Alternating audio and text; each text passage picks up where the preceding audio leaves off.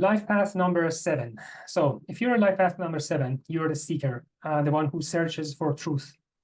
You have a deep and unmistakable sense of yourself as a spiritual being.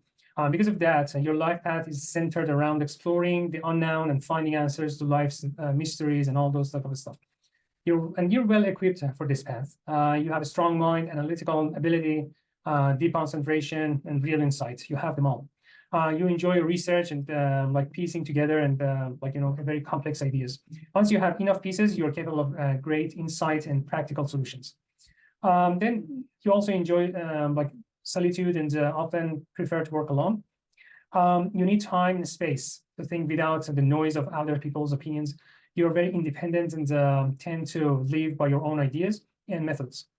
And because of that, close relationships could be very difficult, especially marriage.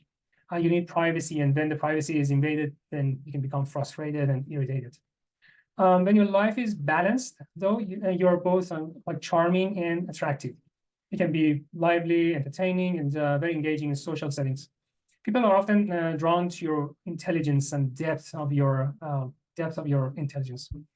You have clear limits, even when you are being social and generous with your energy. You are aware of your need to return to your private world. Because peace for you often means privacy and quiet. So that's why intimacy can be difficult, and you protect your inner world very strongly. And at the same time, too much privacy can lead to isolation and loneliness. So there may be a part of you that like longs for companionship and connection, and even if that need is not always fulfilled. If this isolation becomes extreme, then you become cynical and suspicious and emotionally closed off.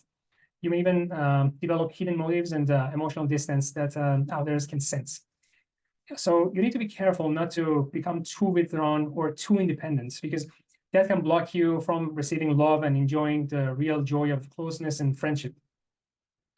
You also need to watch out for selfishness or egocentric thinking, where you start to see yourself as the center of everything. Social connection helps give you a perspective about yourself and others. So if you're too much alone, that can make your world too narrow. So deep down, you may sometimes envy how easily other people, can make relationships, and but you cannot. And you may feel that others are more open, or more expressive, or more naturally confident than you are.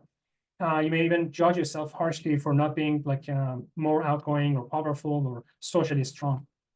But your life lesson is to keep your independence without becoming isolated or disconnected.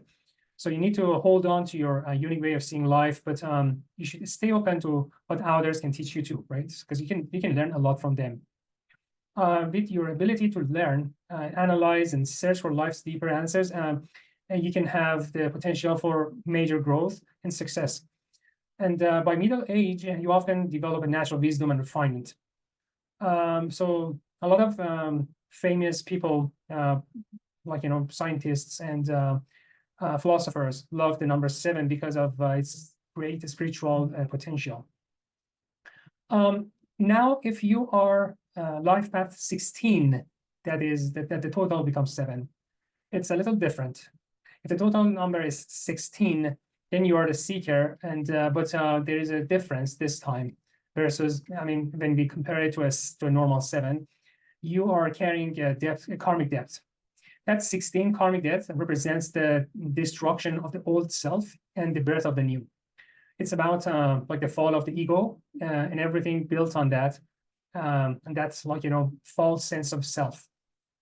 It is a cleansing process, right? So anything that separates you from the deeper source of life may eventually be broken down. Through the 16th reunion with the the reunion between the spirit and and the self may happen. So you have the chance to become one with your higher soul. This process can be painful because it usually comes after a period of ego inflation or over identification with your own plans and image.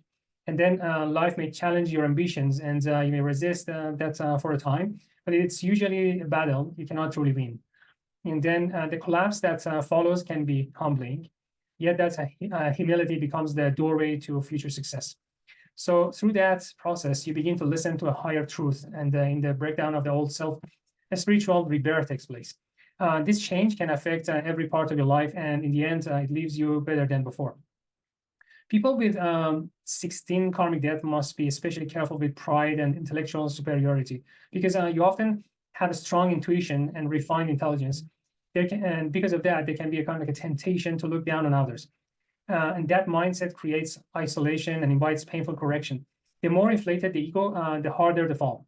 So when 16 appears in one of core numbers, this cycle of breakdown and rebirth can repeat, each time bringing you closer to higher awareness and deeper spiritual truth. So the 16 karmic death can become a powerful path of growth when it is understood properly.